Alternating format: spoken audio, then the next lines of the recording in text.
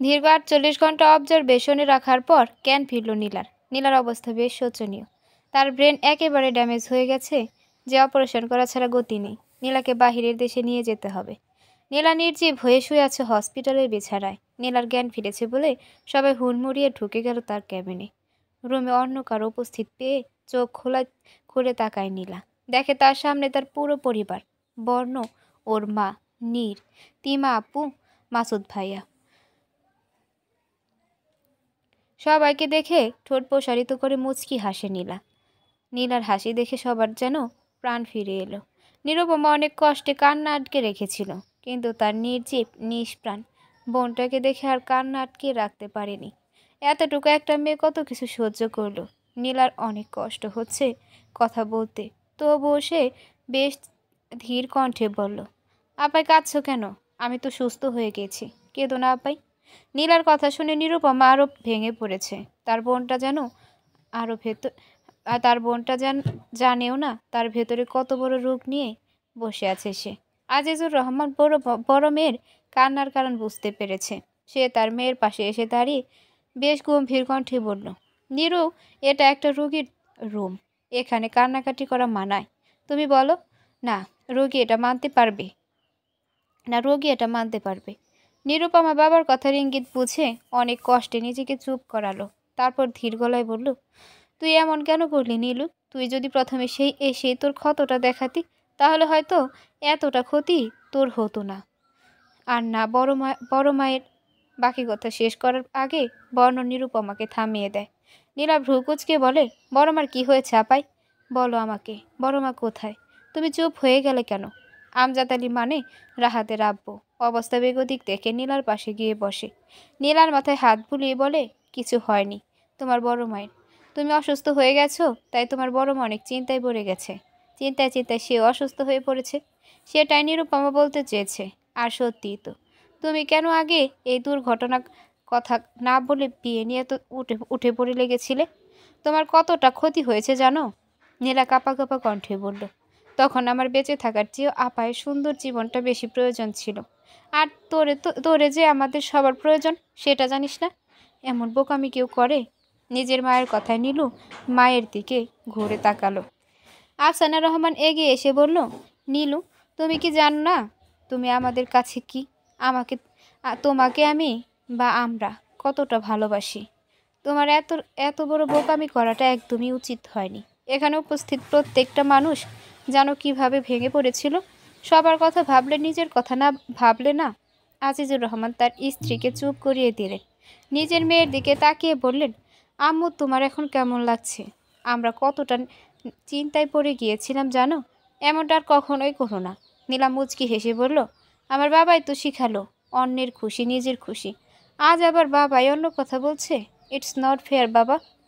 নীলুর কথায় সবাই হেসে দিল। সবাই নীলুকে দেখে দেখে বের হয়ে গেল। শারমিন চৌধুরী নীলুর মাথায় হাত বুলিয়ে চলে যায়।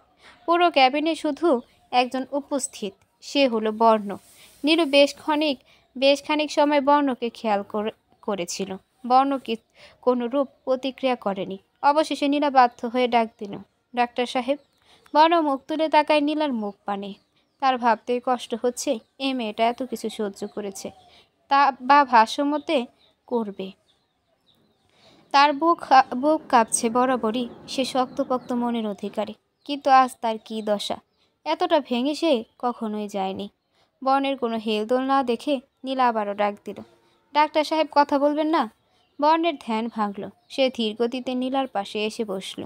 নীলার হাতটা ধরতে নিয়েও আবার কোনো একটা কারণে সে নিজের হাতটা আবার পিছিয়ে নেয়।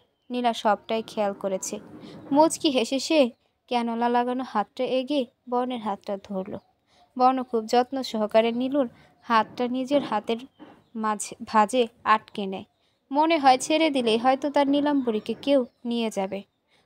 নীলাও ভরসা পায় এই হাতটার মাঝে। আজ 4 দিন হলো নীলা নিজের ফ্ল্যাটে এসেছে। হসপিটালে থেকে রিলিজ হওয়ার পরেই নীলাকে নিয়ে তার পরিবার ঢাকা চলে আসে। নীলার ফ্ল্যাটে তার বাবা মা চলে আসে, আর নিরুপমাকে বর্ণদের ফ্ল্যাটেই তোলা হয়। নীলার ক্ষত সেরে যাচ্ছে, কিন্তু আরেকটা রোগ যেটা শরীরের ভেতরে, সেটা ধীরে ধীরে তাজা হয়ে উঠছে। আজকাল বেশিরভাগ সময় নীলা নিজের রুমে শুয়ে থেকে কাটায়। মাথা যন্ত্রণায় তার কিছু ভালো লাগে না। এখন চারদিকে সন্ধ্যা নেমেছে। প্রতিদিন ন্যায় আজও নীলা শুয়ে আছে। হঠাৎই তার রুমে কেউ প্রবেশ করলো। নীলা ঘাড় ঘুরিয়ে দেখে তো তার বাবা। নীলা বাবাকে দেখে উঠে খাটের সাথে ভর দিয়ে বসলো। আজিজুর রহমান মুখে হাসি বজায় রেখে মেয়ের দিকে এগিয়ে আসলো। নীলা ও বাবার হাসির পরিবর্তে হাসি ফিরিয়ে দিল। আজিজুর রহমান মেয়ের পাশে বসে বলল, কেমন আছে আমার আম্মাটা? অনেক ভালো আছে বাবা। মেয়ের উত্তরে আজিজুর রহমান খুশি হওয়ার বদলে মনে মনে ব্যথা অনুভব করলো। মেয়ে ভালো আছে বলেছে ঠিকই, কিন্তু মেয়েটা যে তার সত্যিই ভালো নেই। আজিজুর রহমানকে চুপ থাকতে দেখে নীলা হেসে বলল, কি ভাবছো বাবা? আজিজুর রহমান জোর করে মুখে হাসি টেনে বলেন, কিছুই না মা। তুমি একা একা রুমে শুয়ে না থেকে একটু ড্রয়িং রুমে বসতে পারো, তোমার আপায়ের সাথে কথা বলতে পারো। সেটা করলে তোমার মন বেশ ফুরফুরা থাকবে। নীলা মাথা নাড়িয়ে বলল, হ্যাঁ বাবা, তা তো পারি, কিন্তু মাথা ব্যথার জন্য উঠতে পারি না। আজিজুর রহমান এবার কতক্ষণ চুপ থেকে তারপর বলল, আচ্ছা মা, একটা সত্যি করে কথা বলো তো, সেদিন ঠিক কি হয়েছিল? নীলা চুপ হয়ে যায়। এতদিন তাকে কেউ কিছু জিজ্ঞেস করেনি, হয়তো অসুস্থতার জন্য। আজিজুর রহমান মেয়েকে চুপ থাকতে দেখে বলল, মা, তোমার মাথায় চাপ দেওয়ার প্রয়োজন নেই। যদি মনে না করতে পারো তাহলে মনে করার প্রয়োজন নেই। নীলা কতক্ষণ চুপ করে থেকে বলল, তোমার মনে আছে বাবা সব? সেদিন আমি পুলিশকে কল দিয়ে তোমার কথা বলার পর দেখি আমার দরজার বাহিরে কেউ ছিল। আমি কে বলে সেখানে গিয়েও দেখি কেউ নেই। আমি আবার রুমের ভেতরে ঢুকতে নিলেই হঠাৎ কেউ আমাকে পেছন থেকে ছুরি মারলো। আমি পেছে ঘোরার আগেই আমার হাতে মনে হলো ইঞ্জেকশন পুশ করলো। আমি মুখ থুবড়ে মাটিতে পড়ে গেলাম। সে কি অসহ্য যন্ত্রণা! মনে হচ্ছিল আমার পৃথিবী অন্ধকার হয়ে আসছে। কিন্তু আপায়ের কথা মনে পড়তেই উঠে দাঁড়ালাম। তারপর তো সব জানো। আমি তার চেহারা আর দেখতে পারিনি। নীলা কথা বলতে বলতেই বেশ উত্তেজিত হয়ে গেল। আজিজুর রহমান মেয়েকে জড়িয়ে ধরে হাত বুলালো মেয়ের মাথায়। নীলা উত্তেজিত হয়ে বলল, বাবা, তুমি আমাকে আমাদের বাড়ি নিলে না কেন? আমাকে বড় মা দেখতে আসলো না কেন? কই বড় মা? সবাই এখানে চলে আসছো কেন? বড় মা আসেনি? আজিজুর রহমান ভরকে যায় নীলাকে উত্তেজিত হতে দেখে। আফসানা রহমানও মেয়ের কণ্ঠ শুনে ছুটে এসে মেয়েকে ছটফট করতে দেখে দিশেহারা হয়ে যায়। কতক্ষণ ছটফট করতে করতে একসময় জ্ঞান হারায় নীলার জ্ঞান হারানোর পর বেশ চিৎকার চেঁচামেচি করেছিল নিরুপমা, আর ওদের ফ্ল্যাটের সবাই ছুটে এসেছিল। নীর তার ভাইকে ফোন করে বাসায় আনিয়েছিল। বর্ণ ডিউটিতে ছিল, সাথে নীলার ডাক্তারকেও আনানো হয়। গভীর পর্যবেক্ষণের পর নীলার ডাক্তার জানালেন, নীলার হাতে আর তত সময় নেই। যত দ্রুত চিকিৎসা শুরু না হয় তাহলে নীলাকে বাঁচানো সম্ভব না। আজিজুর রহমান আর নিতে পারছে না তার কলিজার মেয়েটার এই দশা। আফসানা রহমান স্বামীর অবস্থা বুঝে অসহায় বোধ করল। সে তো মা তার ভেতর দিয়ে কী যে যাচ্ছে। নীলার ঘুমন্ত মুখটার দিকে তাকিয়ে সবাই দীর্ঘশ্বাস ফেলল। তাদের মেয়েটার জন্য কত কিছু করার আছে, কিন্তু কিছুই করতে পারছে না বলে নিজেকে কতটা নিরুপায় লাগছে তাদের। বর্ণ দীর্ঘশ্বাস ফেলে সোফায় বসে পড়ল। তার শরীর আর দিচ্ছে না, সাথে মনও। প্রিয় মানুষের এমন দশা কে বা মানতে পারবে? নিরুপমা ঘুমিয়ে আছে নিশ্চিন্তে, আর বাকি সবার ঘুম হারাম হয়ে গেছে। মাঝে মাঝে আরও 2 দিন কেটে গেল। আজিজুর রহমান ব্যস্ত ভিসা পাসপোর্ট তৈরি করতে। খুব শীঘ্রই মেয়েটাকে চিকিৎসার জন্য নিয়ে যেতে হবে। মেয়ের জন্য পাড়ি দেবে ভিন দেশে। নীলা বুঝতে পেরেছে তার ভেতরে বাসা বেঁধেছে, তাই সে যতটা পারে সবার সাথে হাসি খুশি থাকে, কথা বলে সবার সাথে। আজকাল তাকে একটা ব্যাপার খুব ভাবায়, সেটা হলো বর্ণ। ডাক্তার সাহেব অনেক ভেঙে পড়েছে। তার দিকে কেমন নিষ্পলক তাকিয়ে থাকে, যেন 1000 বছর দেখার তৃষ্ণা পূরণ করছে। এতটা শুভ্রময় সকাল। নীলা দাঁড়িয়ে আছে তার বারান্দায়। আজকাল পৃথিবীটাকে নতুন লাগে, রঙিন লাগে সব কিছু। সে খেয়াল করেছে আজকাল তার বিরক্তি আসে না। স্বার্থপর মানুষের ভিড়ে আছে বলে মনে হয় না। নীলা কালো গোলাপ গাছটার দিকে তাকায়। বাবা কত শখ করে গাছটা এনে দিয়েছিল। বলেছিল গোলাপের সৌন্দর্যে সে নাকি নিজের সৌন্দর্যটা অনুভব করতে পারবে, তাই গোলাপ গাছেও ফুল ফোটেনি। মুচকি হাসে নীলা। তাহলে গোলাপও তাকে উপহাস করে আজকাল? নীলা তার ভাবনায় ব্যস্ত।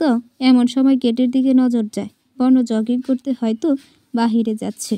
নীলা তার আর অপেক্ষা করে না, চাদরটা শরীরে জড়িয়ে নেয়, নেমে যায় বাহিরের উদ্দেশ্যে।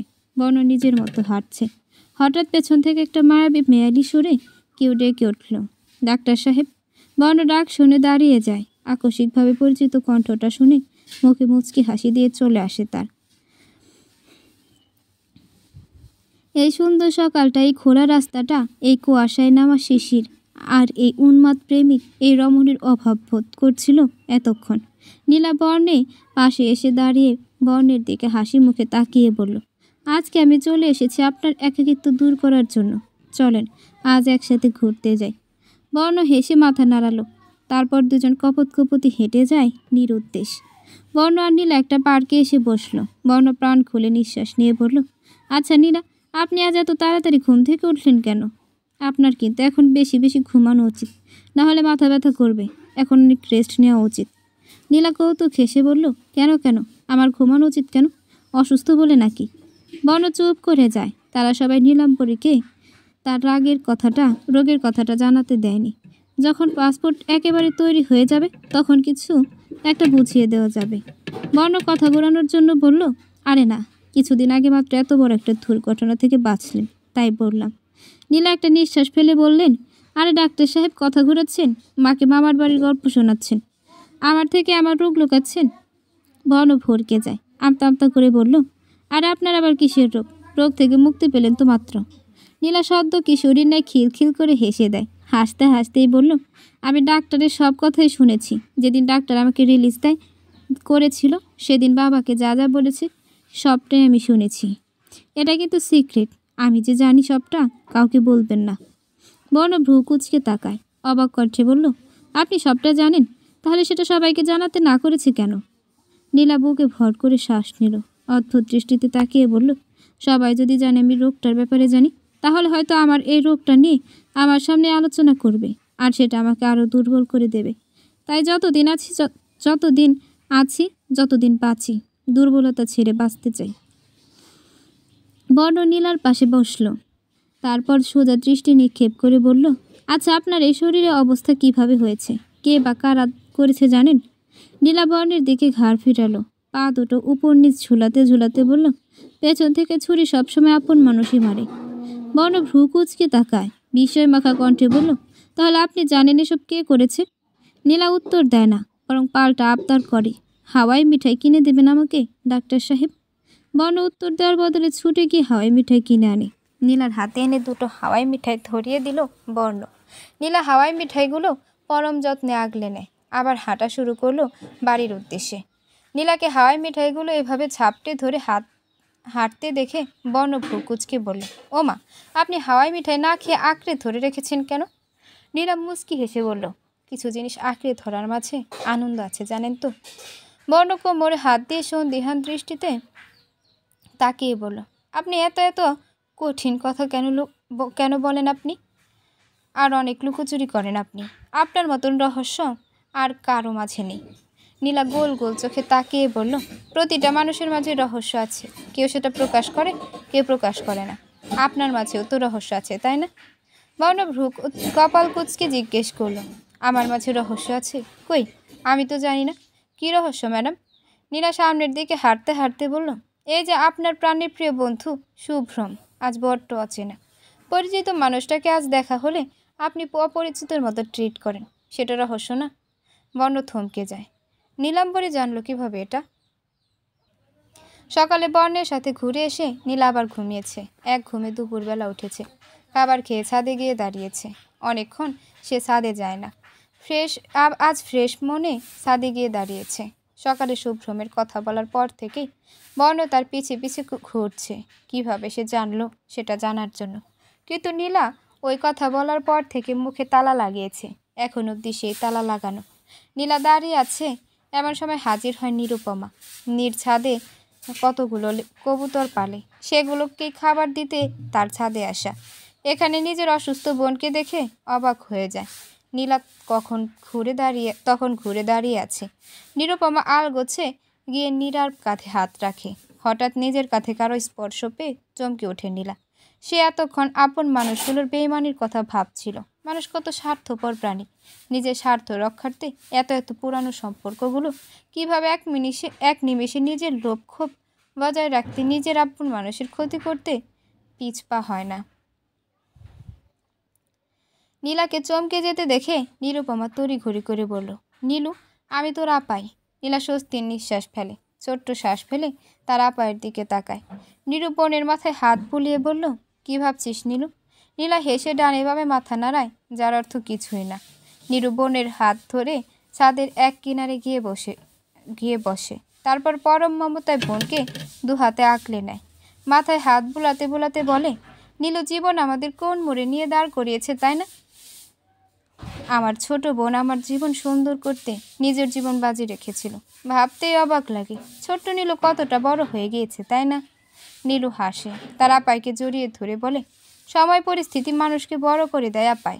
কখনো সবার ভালো করতে কঠিন কাজও করাতে বাধ্য করে, কিন্তু প্রিয়জনের ভালোর জন্য দু একটা কঠিন কাজ করাই যায়। দুনিয়ার মানুষের কাছ থেকে কিছু জিনিস লুকানোই যায়, তাই না? নীরু বোনের কথার মানে বুঝে না, শুধু আনমনে মাথা নাড়ায়। আগামী শুক্রবারে নীর আর নিরুপমার বউ ভাত। যেহেতু বর্ণদের আত্মীয় স্বজন বিয়ের কথা জানে না, সেই জন্য বড় করে বউ ভাতের আয়োজন করা হয়েছে।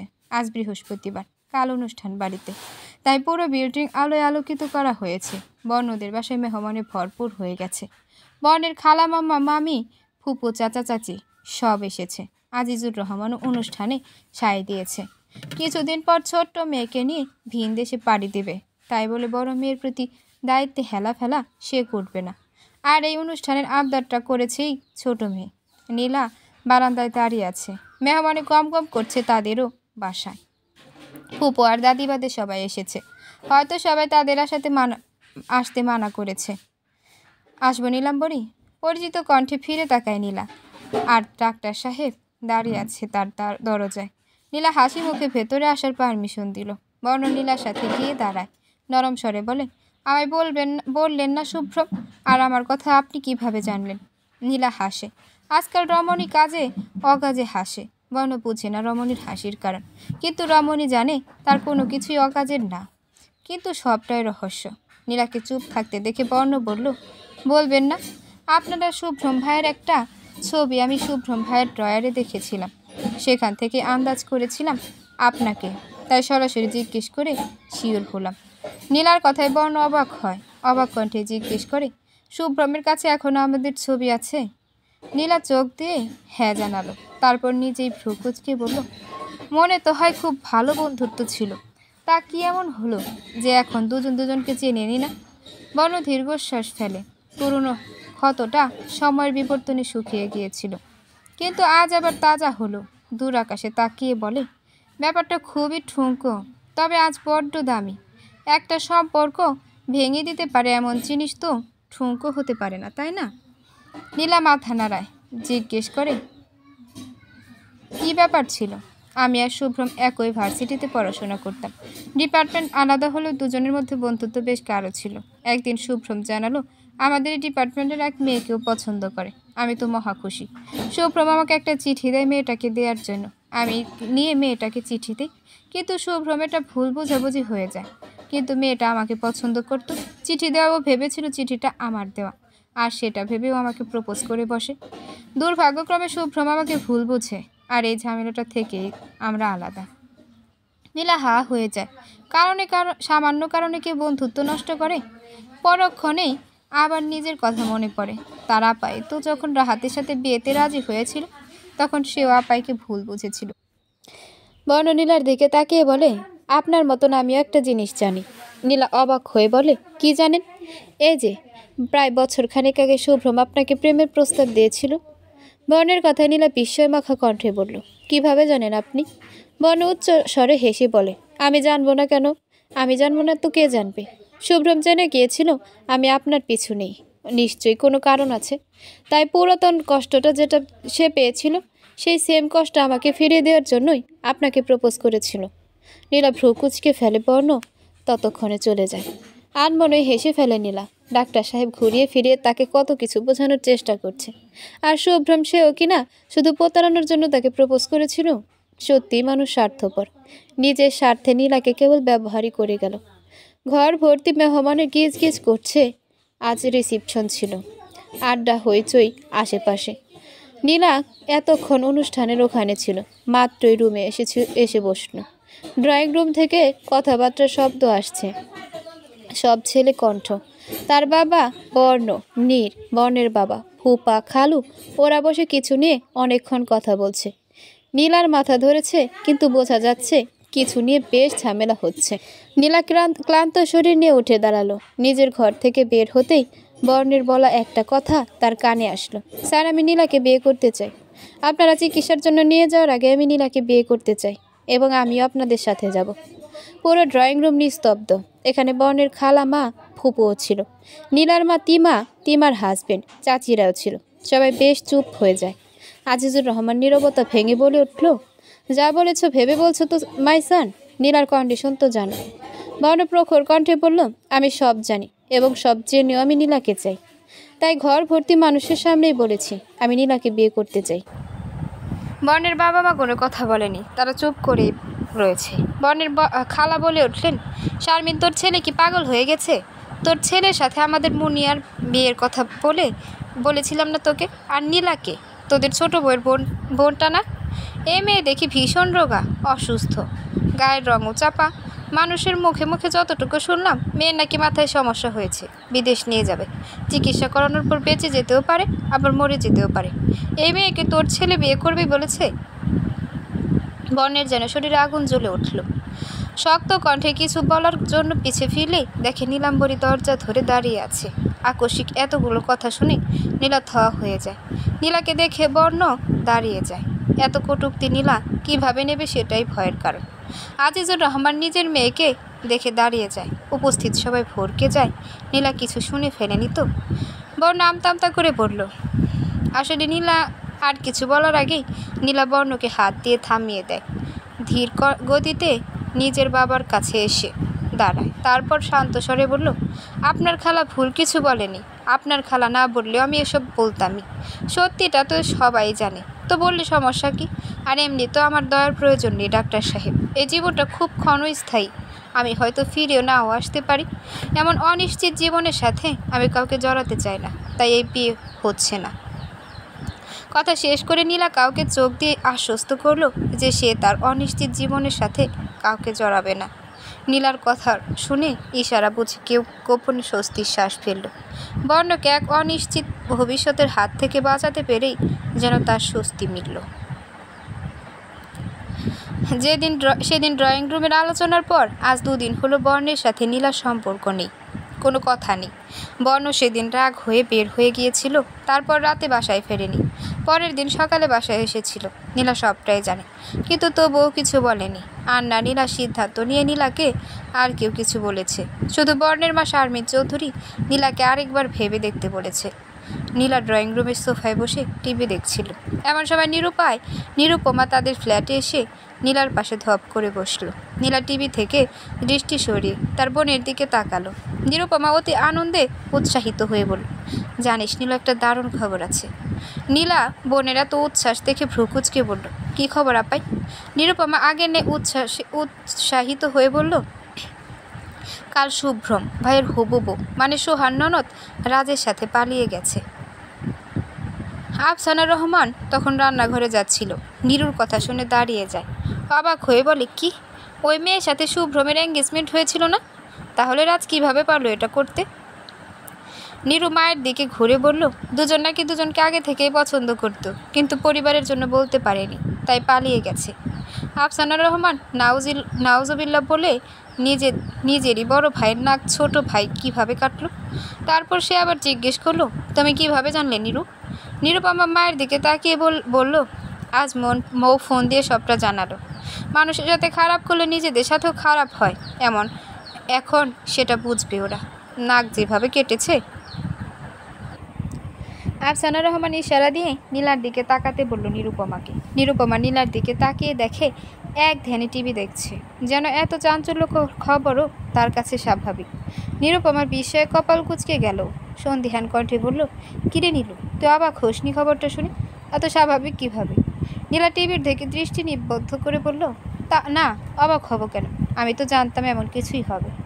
নীলার কথায় যেন নিরুপমা আর তার মাথা বন্যে গেল। আফসানা রহমান এগিয়ে এসে বলল, তুমি জানতে মানে? নীলা টিভিটা বন্ধ করে সোফা থেকে উঠে দাঁড়ায়। তারপর নিজের ঘরে যেতে যেতে বলল, হ্যাঁ, ওদের সম্পর্ক তো সেই কবে থেকে। কতবার ওদেরকে আমি একসাথে দেখেছি। এমন যে হবে তা আগে থেকেই ধারণা করেছিলাম। আফসানা রহমান যেন নিজের কানে শুনেও বিশ্বাস করতে পারছে না। অবাক কণ্ঠে বলল, তুমি যেহেতু জানতে, তাহলে ওদের পরিবারকে জানালে না কেন? নীলা মুচকি হেসে বলল, জানালে কি আর এত দারুণভাবে নাকটা কাটা যেত? তোমার বোনের ছেলে শুভ্রম সবসময় রূপের পিছনে ঘোরে। এখন সে বুঝুক, সবসময় সুন্দর হয় না। নিরুপমা আফসানা রহমান অবাকে সপ্তম আকাশে উঠে গেছে। সে নীলা কিনা অন্যের বিপদে সবসময় ছুটে যায়, আজ তার সে আরেক সুর গাইছে।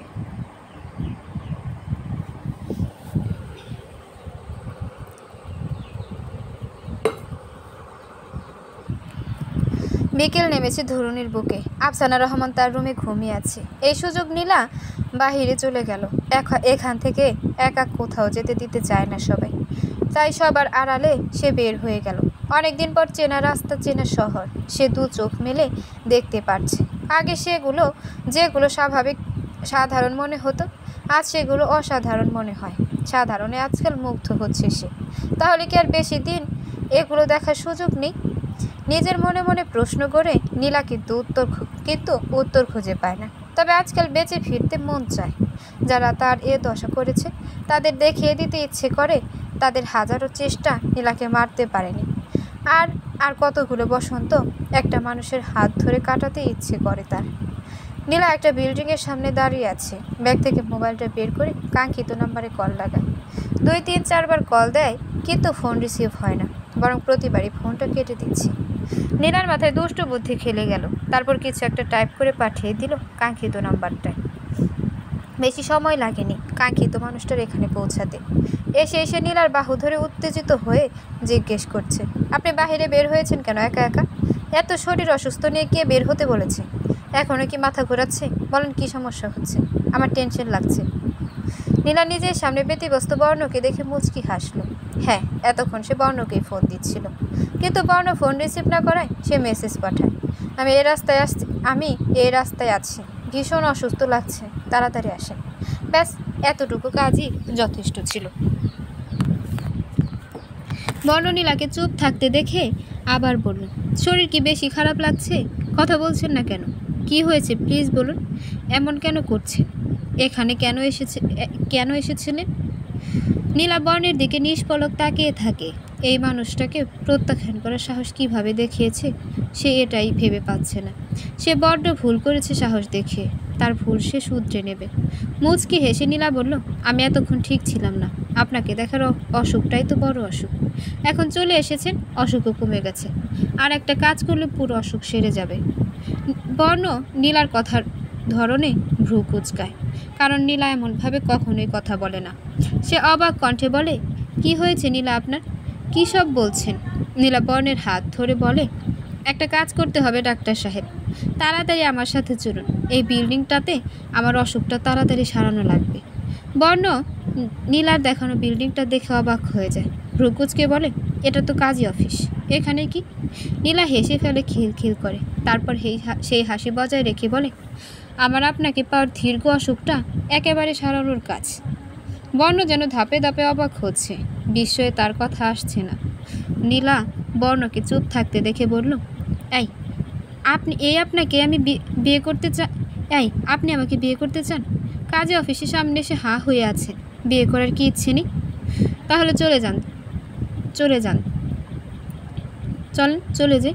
নীলার কথার বর্ণের মস্তিষ্ক অবধি পৌঁছানোর সাথে সাথে বর্ণ বলে উঠল, হ্যাঁ বিয়ে করব, কিন্তু সেদিন না আপনি না করে দিলেন। তবে আজ কেন? আর সবার অগোচরে কেন? সবাই তো রাজি। নীলা বাঁকা হেসে বলল, আগে বিয়েটা করি, তারপর সব প্রশ্নের উত্তর দেব। এখন চলেন। বর্ণের যেন সবটা স্বপ্নের মতন লাগছে। স্বপ্ন হোক আর বাস্তব হোক, সে এমন সুযোগ হাতছাড়া করতে চায় না। প্রেয়সীকে পাওয়ার এই একটা সুযোগ তারপর খুব সাদামাটাভাবে হয়ে যায় বর্ণ আর নীলার বিয়ে। নীলার এখানে উপস্থিত দুজন সাক্ষী হিসেবে ছিল, দুজনই তার স্যার। নীলার কথা রাখতে, নীলাকে সুন্দর জীবন দিতে সাক্ষী হতে তারা দ্বিধাবোধ করেনি। বর্ণের যেন ঘড়ি কাটছে না। পরশু অবধি যে মেয়ে তার অনিশ্চিত জীবনের সাথে কাউকে জড়াবে না ভেবেছে, আজ সে মেয়ে কিনা হুট করে তাকে বিয়ে করে ফেলল। নীলা বর্ণকে নিয়ে একটা রেস্টুরেন্টে বসলো। এতক্ষণে বর্ণ সুযোগ পেল সবটা জানার, তাই সবার প্রথমে সে নীলাকে প্রশ্ন করলো, আমাকে বিয়ে করলেন কেন? নীলা মুচকি হেসে বলল, আপনি বিয়ে করতে চেয়েছেন তাই। বর্ণ ভ্রু কুচকে তাকালো। আজ নীলা বেশ হেয়ালি করে কথা বলছে। নীলা এভাবে কখনোই কথা বলে না। বর্ণ গম্ভীর স্বরে আবার জিজ্ঞেস করলো, তাহলে সেদিন কেন আমাকে বিয়ে করবেন না বলেছিলেন? তা আমার ফুপুর কথাতে। রঙের মা মানে আমার ফুপুই আপনাকে বলেছিল শুধু সুস্থ হওয়ার পর বিয়ে করতে। আপনার অনিশ্চিত জীবনের সাথে যেন আমাকে না জড়ান, সুস্থ হলেই যেন জড়ান, তাই না? নীলা অবাক হয়ে যায়। অবাক কণ্ঠে বলল, আপনি কিভাবে জানেন ফুপি বলেছে? বর্ণ আর গম্ভীর থাকতে পারে না। আজ তার খুশির দিন, গম্ভীর হলে হবে নাকি? সে হেসে বলল, রং আমাকে সবটা বলেছিল। ফুপি আপনাকে আড়ালে নিয়ে যা যা বলেছিল সবটা রং শুনেছিল। সেদিন আপনাদের ফ্ল্যাট থেকে বের হতেই ও সবটা জানায়।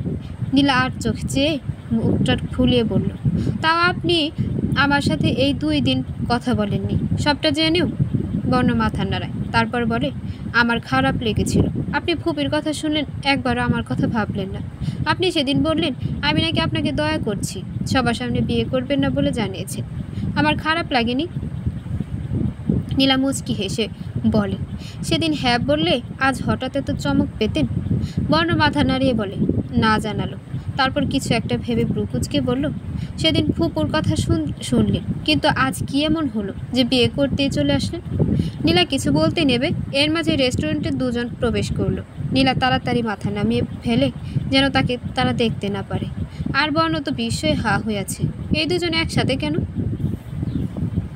বর্ণ অবাক হয়ে রেস্টুরেন্ট সদ্য প্রবেশ করা দুজনের দিকে তাকিয়ে আছে। আর এই দুজন আর কেউ না, মৌ আর দিগন্ত। মৌ আর দিগন্ত বর্ণদের খেয়াল করেনি, বরং বর্ণদের থেকে পিছে একটা জায়গায় বসে পড়ে। মৌদের বসতে দেখে নীলা হাত ছেড়ে বাঁচে। বর্ণ নীলার আচরণে ভ্রু কুচকে তাকায়। অবাক কণ্ঠে জিজ্ঞেস করে, নীলাম্বরী দেখেছেন আপনি? আপনার কাজিন মৌ আর দিগন্ত একসাথে? নীলা মাথা নাড়িয়ে বলে, হ্যাঁ দেখেছি। বর্ণ অবাক কণ্ঠে বলে, ওরা মনে হয় দুজনকে খুব ভালো করে চেনে, তাই না? নীলা মুচকি হেসে বলল, দুজনের পরিপূরক, ভালো করে না চিনলে হবে? নীলার কথায় ভ্রু কুচকে তাকায় বর্ণ। তারপর কিছু একটা ভেবে অবাক হয়ে জিজ্ঞেস করে, তার মানে কি ওরা দুজনকে ভালোবাসে? নীলা মাথা নাড়িয়ে হ্যাঁ জানালো। বর্ণ বিস্ময় রেখে বলল, আপনি জানেন কিভাবে এটা? নীলা এবার দিগন্ত আর ময়ের দিকে তাকালো। তারপর চোখ ফিরিয়ে বর্ণের দিকে তাকিয়ে বলল, আপায়ের গায়ে হলুদের দিন সকালে মনে আছে? দিগন্ত ভাইয়ের কল আসছিল দেখে আমি তাকে ফোন দিতে গিয়েছিলাম। তখন ফোনে ঝাপসা হয়ে মৌয়াপুর ছবি দেখেছিলাম। তারপর রাতে জিজ্ঞেস করেছিলাম তখন দিগন্ত ভাইয়া বলে তার সাথে আপুর সম্পর্কের কথা। বর্ণ অবাক হয়ে বলে, আপনি ঠিকই বলেছেন, মানুষ মানে রহস্য। নীলা হেসে মাথা নাড়ালো। তারপর খুব সাবধানে তারা রেস্টুরেন্ট থেকে বের হয়। দিগন্ত মৌ যেন না দেখতে পায় সেই জন্য। নদীর কিনার দিয়ে হাঁটছে নীলা আর বর্ণ। বেশ খানিকটা সময় নীরব থাকার পর বর্ণ নীলাকে উদ্দেশ্য করে বলল, আচ্ছা, গতকাল না আপনার চুল ফেলে দেওয়ার কথা ছিল, চুলগুলো কাটেননি কেন? নীলা নদীর দিকে নিষ্পলক তাকিয়ে বলল, চুলগুলো কাটবো না, কোনো একজনের কাছে আমার চুলগুলো বিশেষ কিছু ছিল, আছে এবং ভবিষ্যতে থাকবে। আমি চুলগুলো কেটে ফেলতাম, আমার থেকে সে বেশি কষ্ট পেত। আমি জানি এইখানে যতদিন আছি আমার প্রিয় মানুষের কাছে আমি সুস্থ থাকতে চাই। চুলগুলো তো কাটাই লাগবে, আমি ওই দেশে গিয়ে কাটবো। আমার অসুস্থতা কাউকে দেখাবো না, আমার আপনজনদের তিলে তিলে কষ্ট পেতে দেব না আমি। বর্ণ অপলক চেয়ে থাকে মেয়েটার দিকে। বর্ণ জানে তার কথাই বলছে নীলাম্বরী। মেয়েটা যে এই অবস্থাতেও তার কথা ভাবছে, খুব গোপনে দীর্ঘশ্বাস ফেলে বর্ণ। নীলা বর্ণকে চুপ থাকতে দেখে বলল, সবাই যেখানে রাজি সেখানে লুকিয়ে কেন বিয়ে করেছি জিজ্ঞেস করবে না ডাক্তার সাহেব? বর্ণের যেন হঠাৎ কথাটা মনে পড়ল নীলা বলাতে। সে তড়িঘড়ি করে বলল, হ্যাঁ, ভালো কথা মনে করেছেন। আমাকে কেন বিয়ে করেছেন হঠাৎ? নীলা কিশোরীর ন্যায় খিলখিল করে হেসে উঠল। বর্ণ নিষ্পলক তাকিয়ে থাকে নীলার দিকে। নীলা হাসি বজায় রেখেই বলে, জানেন শুভ্রম ভাইয়ের বিয়েটা হয়নি, বরং তার হবু স্ত্রীর সাথে তারই ছোট ভাই পালিয়ে গেছে। বর্ণ যেন আকাশ থেকে পড়ল, বিস্ময় ভরা কণ্ঠে বলল, সত্যি? নীলা উপর নিচ মাথা নাড়িয়ে জানালো, হ্যাঁ সত্যি। বর্ণ সন্দিহান দৃষ্টিতে তাকিয়ে পড়ল, ওর বিয়ে ভাঙার সাথে আমার বিয়ে করার সম্পর্ক কি? না সরি, মিসেস নীলাম্বরী। নীলা বাঁকা হেসে পড়ল, সম্পর্ক তো আছে ডাক্তার সাহেব। শুভ্রম ভাইয়া চেয়েছিল সে যেমন না পাওয়ার যন্ত্রণা সহ্য করেছে তেমন যেন আপনিও সহ্য করেন, কিন্তু আমি থাকতে সেটা সম্ভব হবে না। হ্যাঁ, সেদিন ফুপির কথা শুনে কিছুক্ষণের জন্য মাথায় অন্য চিন্তা এসেছিল, কিন্তু পরক্ষণে সঠিক ভাবনা এসেছে, তাই আপনাকে বিয়ে করলাম। চাইলে সবার সামনে আমাদের বিয়েটা হতো, কিন্তু আমি চাই না সবাই জানুক আমাদের বিয়েটা হয়েছে। শুধু আপনি আর আমি জানব। আপনি যতটুকু জানবেন এতটুকু জানবেন যে অন্তত আপনার অপ্রাপ্তি নেই। বর্ণ যেন আজ অবাকের উপর অবাক হয়ে পড়ল। সবাই জানলে কি সমস্যা? সবাই জানলে আপনার নীলাম্বরীকে নিয়ে বাজে কথা বলবে। সবাই বলবে এত অসুস্থ একটা মেয়ে যার জীবনের ঠিক নেই, সে গেছে ছেলেটাকে বিয়ে করতে, নিজের জীবনের সাথে ছেলেটার ভবিষ্যৎটাও অনিশ্চিতে ফেলে দিতে। আপনি কি চান আমাকে মানুষ খারাপ কথা বলুক? আপনি তো জানেন বিয়েটাতে হয়তো আপনার জীবন অনিশ্চিতে পড়বে, কিন্তু আমাদের সম্পর্কটা নিশ্চিত হয়ে যাবে। নীলার কথায় বর্ণ যেন বরাবর চমক খাচ্ছে। বর্ণের যেন কথা বন্ধ হওয়ার উপক্রম। বর্ণকে চুপ থাকতে দেখে নীলা নিজ থেকে বলে উঠল, আচ্ছা বিয়ে তো হয়েছে, এখন নতুন বউকে উপহার দিবেন না? বর্ণ মুচকি হেসে পড়ল, কি উপহার চান? প্রমিস করুন দিবেন। বর্ণ হেসে পড়ল, আচ্ছা প্রমিস।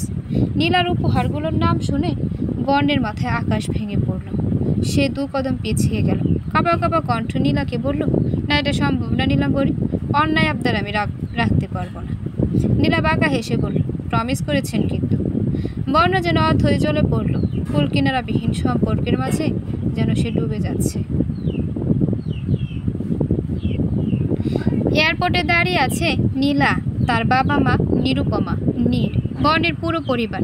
নিরুপমা এতক্ষণ বেশ কান্নাকাটি করেছে, সবাই অনেক কান্না করছে। বর্ণ কেবল পুতুলের ন্যায় চুপচাপ তাকিয়ে আছে, আর নীলাও কাঁদেনি। সবার মনে একটা ভয়, তারা আবার জীবিত নীলাকে দেখতে পারবে কিনা। সবাই বর্ণ আর নীলার থেকে একটু দূরে গিয়ে দাঁড়ালো। তাদের একটু আলাদা কথা বলতে দেওয়া উচিত। সবাই তো জানে বর্ণ নীলাকে পছন্দ করে। সবাইকে সরে যেতে দেখে নীলা বর্ণের দিকে তাকালো, করুণ স্বরে বলল, ডাক্তার সাহেব কথা বলবেন না? এই কিন্তু শেষ সুযোগ, আর কথা বলার সুযোগ নাও হতে পারে। বর্ণ নীলার গাল চেপে ধরল, টলমনের দৃষ্টিতে বলল, তুমি খুব খারাপ নীলাম্বরী, খুব খারাপ। আমি সাথে গেলে কি হতো বলো? নীলা ব্যথতুর হেসে বলল, আপনার মা তার ছেলেকে কতদিনের জন্য পেত না, আপনার বাবা তার ছেলেকে পেত না, আপনার পুরো পরিবার তাদের বড় ছেলেকে মিস করত। পুরো পরিবারের বড় ছেলে আপনি, তাদের দায়িত্ব আপনার ঘাড়ে। আমি যে এত স্বার্থপর হতে পারবো না। বর্ণ দাঁতে দাঁত চেপে চোখের জল আটকিয়ে বলল, আমি যদি সেদিন জানতাম তুমি প্রমিস করি এমন কিছু চাইবে, তাহলে কখনোই আমি প্রমিস করতাম না। নীলা আগের ন্যায় হাসি বজায় রেখে বলল, মনে আছে তো কি চেয়েছি? আপনি আমার সাথে যেতে পারবেন না। আমি জানি আপনি যদি আমার সাথে যান তাহলে আমার দশা সহ্য করতে পারতেন না। তার চেয়ে বরং আপনি এই দেশে থেকে অপেক্ষা করবেন, আপনার নীলাম্বরীর ফেরার অপেক্ষা। আর দ্বিতীয়টা হলো মোয়ার দিগন্ত ভাইয়ার বিয়ে দেব। আপনি নিজে দাঁড়িয়ে থেকে তাদের বিয়ে দেবে। আপনি থাকা মানেই তো আমি থাকা। তুমি খুব খারাপ নীলাম্বরী, আমার যে বড্ড কষ্ট হবে এখানে তোমাকে ছাড়া থাকতে। ডাক্তার সাহেব একটু কষ্ট করে থেকে যান, আপনার নীলাম্বরী ফিরে আসার সম্ভাবনা 40%। এই সম্ভাবনাটুকু আঁকড়ে ধরে থেকে যাবেন ডাক্তার সাহেব। আপনার সাথে আমার যে হাজার হাজার বসন্ত কাটানো বাকি আছে। বর্ণ কোনো কথা বলছে না, তার যেন অতি কষ্টে বাকশক্তি হারিয়ে গেছে। নীলা বর্ণকে চুপ থাকতে দেখে বলল, আপনাকে বিয়ে করার আরেকটা কারণ আছে ডাক্তার সাহেব। বর্ণ টলমলো চোখ নিয়ে অবাক দৃষ্টিতে বলল, কী কারণ? নীলা আনমনে বলল, জানেন তো নিজের স্ত্রীর মৃত্যুর থেকে বেশি কষ্ট প্রেমিকার মৃত্যুতে। না থাকে একটু ছোঁয়ার অধিকার। আমি চাইনি আপনাকে কষ্ট দিতে। আমি মরে গেলে যেন আমাকে স্পর্শ করার অধিকার সবার আগে আপনার থাকে। মৃত্যুর কথা শুনে বর্ণের কলিজা মোচড় দিয়ে ওঠে। নীলার মুখ চেপে ধরে বলল, এসব বলো না নীলাম্বরী, আমাকে তো মেরেই রেখে যাচ্ছ। নীলা আর কিছু বলে না। ব্যাগ থেকে আরেকটা শপিং ব্যাগ বের করে বর্ণের হাতে দেয়। বর্ণ অবাক হয়ে বলে, কি এটা? নীলা গম্ভীর কণ্ঠে বলল, আপনি জানতে চাইবেন না আমার এই অবস্থার জন্য দায়ী কে?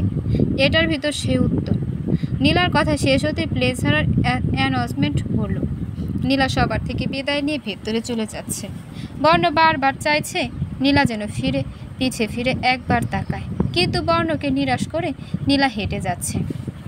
বর্ণ মাথা নিচু করে ফেলে, চোখ থেকে এক ফোঁটা জল টুপ করে মাটিতে পড়ে। হঠাৎ নীলা চিৎকার দিয়ে বলে, ডাক্তার সাহেব, আমি ফিরে আসব, অপেক্ষা করবেন। পিছু আমাকে ফিরতেই হবে ডাক্তার সাহেব, আমার পুরো পৃথিবী যে আমি পিছিয়ে রেখে যাচ্ছি। বর্ণ হাজারো কষ্টের মাঝে চোখে জল, মুখে হাসি নিয়ে হাত নাড়িয়ে বিদায় জানালো। নীলারা চোখের আড়াল হতেই নিরুপমা কান্না করতে করতে ছুটে গাড়ির দিকে চলে গেল। বর্ণ সবাইকে চলে যেতে বলে নিজেও হাঁটা ধরল। আজ সে রাতের শহর দেখবে। এই রাত, এই একাকিত্ব তো তার জীবন, যেটা তার নীলাম্বরী তাকে দিয়ে গেল। হাঁটতে হাঁটতে বর্ণ একটা ব্রিজের উপর দাঁড়ালো। হঠাৎ হাতের ব্যাগটার দিকে খেয়াল হলো। ব্যাগের মাঝে হাত দিতে একটা ছুরি বের হয়ে আসলো। ছুরিটার মাঝে রক্ত শুকিয়ে লেগে আছে।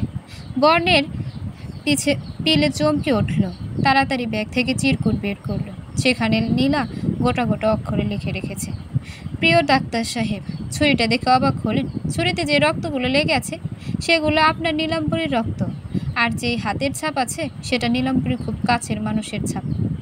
কে জানেন? আপনার নীলাম্বরীর স্বার্থপর বড় মা। হ্যাঁ, ঠিকই পড়েছেন, আপনার নীলাম্বরীর স্বার্থপর বড় মাই নীলাম্বরীর পিছে ছুরি মেরেছে। তার কথাতে রাহাত ভাইয়া এত কিছু করেছে। সেদিন বড় মা আমাকে ছুরি মেরেছে। বড় মা আমাকে ওষুধগুলো খাইয়েছে। কেন জানেন? লোভের জন্য, আমার বাবার সম্পত্তি পাওয়ার জন্য। কারণ সব সম্পত্তি আমার নামে লেখা। কি অবাক হচ্ছেন, তাই না? পিঠ পিছে ছুরি আপন মানুষই মারে। বড় মায়ের এমন অবস্থা কিভাবে হলো জানেন? আমি করেছি। বড় মা যদি সুস্থ থাকতো তাহলে সবাই কোনো না কোনোভাবে বড় মায়ের বিশ্বাসঘাতকতার কথা জেনে যেত। আমি চাইনি সবাইকে আর কষ্ট দিতে, তাই নিজের রক্তাক্ত হওয়ার পর ধাক্কা দিয়ে ফেলে দিই বড় মাকে। সে বড় বাবাকেও ঠকিয়েছে, তাকে তো একটু শাস্তি পেতেই হতো। তার জন্য আমার বোনের জীবনটাও নষ্ট হতে চলছিল। সবটা আপনাকে জানালাম। এই প্রমাণগুলো আপনি চাইলে রেখে দিতে পারেন। আমি সুস্থ হয়ে ফেরার পর আপনি বললে আমি শাস্তি ভোগ করব। ভালো থাকবেন ডাক্তার সাহেব, আমি ফিরে আসব। বছর 25 পর আমাদের প্রাপ্তির হিসেবটা যেন হয় জব্বর। ইতি নীলাম্বরী। বর্ণ অবাক হয়ে যায়। তাহলে আজ নীলার এত ক্ষতির জন্য ওর বড় মাই দায়ী। বর্ণ হাতে থাকা ছুরিটা ফেলে দেয় ব্রিজের নিচের পানিতে। কিছু রহস্য লুকিয়ে থাকুক পৃথিবীর থেকে, তার নীলাম্বরী কিছুই করেনি। আকাশপানে তাকিয়ে দু হাত মেলে চোখ বন্ধ করে বর্ণ। 2 ফোঁটা জল গড়িয়ে পড়ে। উচ্চস্বরে চেঁচিয়ে বলল, ভালোবাসি নীলাম্বরী। আপনাকে বলা হয়নি, আপনার ডাক্তার সাহেব আপনাকে বড্ড বেশি ভালোবাসে। ফিরে আসবেন কিন্তু নীলাম্বরী। এই উন্মাদ ডাক্তার সাহেব আপনার অপেক্ষায় থাকবে। আই নিড ইউ নীলাম্বরী, ভালোবাসি। বর্ণের মাথার উপর দিয়ে তখন একটা প্লেন ছুড়ে গেল ভিন দেশের দিকে। হয়তো প্লেনে থাকা রমণীও বলছে, ভালোবাসি ডাক্তার সাহেব, বড্ড ভালোবাসি। কিন্তু আফসোস, একজনের কথা অপরজন শুনল না। কখনো সুযোগ আসবে কি না জানা নেই।